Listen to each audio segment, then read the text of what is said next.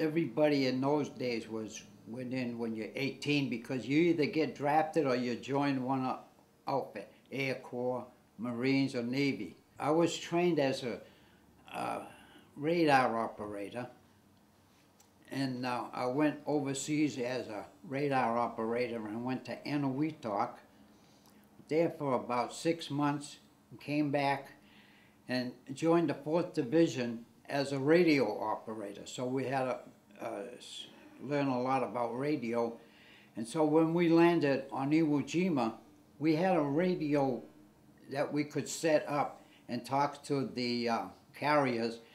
And we were in charge of marking the land for airplanes to do strikes on pillboxes, and we would mark the ground with panels, like white panels, like pieces of a sheet, and make an arrow to point toward a pillbox so the planes could dive in on it, and it would keep the planes from hitting friendly troops. So we could lay panels on the front lines so they'd go on the right side of the panels. They don't tell you where you're going until you're out on the water for about 4 or 5 days, and then they start to plan, and they have maps where you can see exactly where you're going.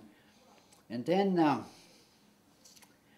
you get there the night before, and then we have a big supper. They always said, wait, you're going to have turkey tonight. So they had turkey and ham. They called it the Last Supper. And so then they tell the guy, you're going to land in the morning. The first wave went in at 9 o'clock. I went in about 11 on the 4th wave.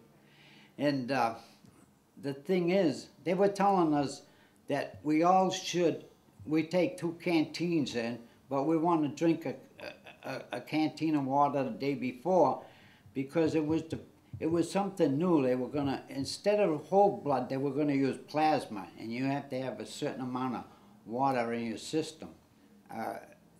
Then the next morning, you have steak and eggs. It's a tradition before you make a landing for breakfast. And then on the way in, we get in the Higgins boats, and on the way in, we had one shell land right in front of the boat. And it was something to get in there. When you're carrying a radio, you're strapped into that radio. So if the boat sinks, you go to the bottom because there's no way to get out. So that's half the battle, getting to the shore. When you get to the shore, there's nothing but smoke, and bombs are going off. People are screaming. They're calling for corpsmen. People are getting shot right near the water. And they're yelling at you to get off the beach and move in. But most people, they kind of didn't feel like going over the top of the edge of the ledge. Because on the way up, the tank treads would just keep turning. Tanks, even Amtraks couldn't get through that soft. It was like, it was cinder-like from it was a mountain that had been, I don't know what you call it, volcanic ash. Yeah. And you could go right in, your foot could go down 8 or 10 inches, and it was like walking through heavy snow. And they were trying to carry ammunition and stuff up there, and the jeeps wouldn't move, and the Amtraks would just sit there, and the tracks would just keep moving in the ashes. And if an Amtrak don't move too long, because the Japs have everything zeroed in pretty good, and so everything was starting to get wrecked on the beach, and there was all Higgins boats were all getting smashed up. So then they had to get the engineers had to go in and blow up all the Higgins boats that were on the beach, because once they stopped and let the troops out, they had to get out of there quick, or they'd lose the whole boat. Finally, everything started to move, and we get over the top of the first. There was 2 terraces that you got to go over, and then there was no cover anywhere. It was like flat, like we had to head towards the airfield, which there's no cover at all. So there was a few places we could dig a foxhole. With all that volcanic ash, you couldn't dig a hole because it would just cave right in. And that's one of the main things you want is a good foxhole. And then we find out, like, one guy, he's laying on the beach and a shell comes in and it flips him over on his back and the shell don't go off. And that happened more than once because those shells have to hit something solid. And there's no, the solid is down 12 inches or more. And if the shell's coming in at an angle, it won't set it off because the nose of the shell didn't hit anything solid. So that happened a few times.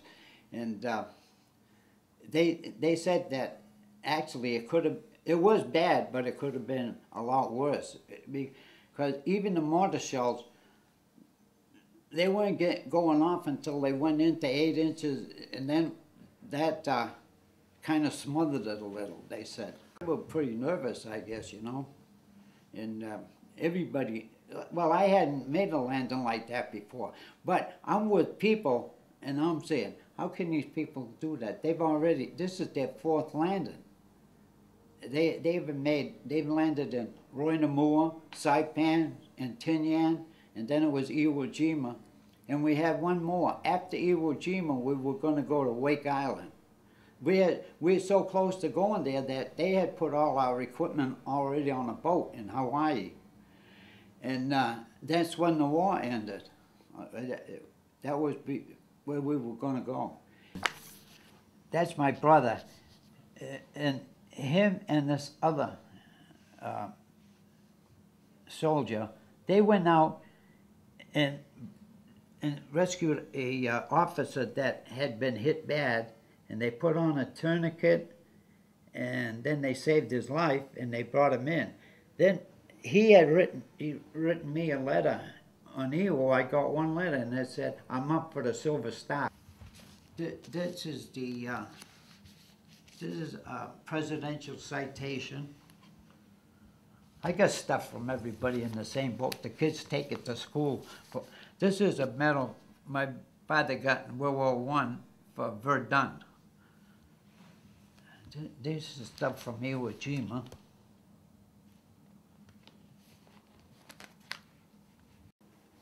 No, we sat there, my brother and my father and me would sit in there, never talk, never mention the war. Never did. One of my buddies on Iwo, he had a camera and he was taking pictures of everything. Then afterwards, he had a whole bunch made and he handed me these. And I just had them laying around for about 40, 50 years or more.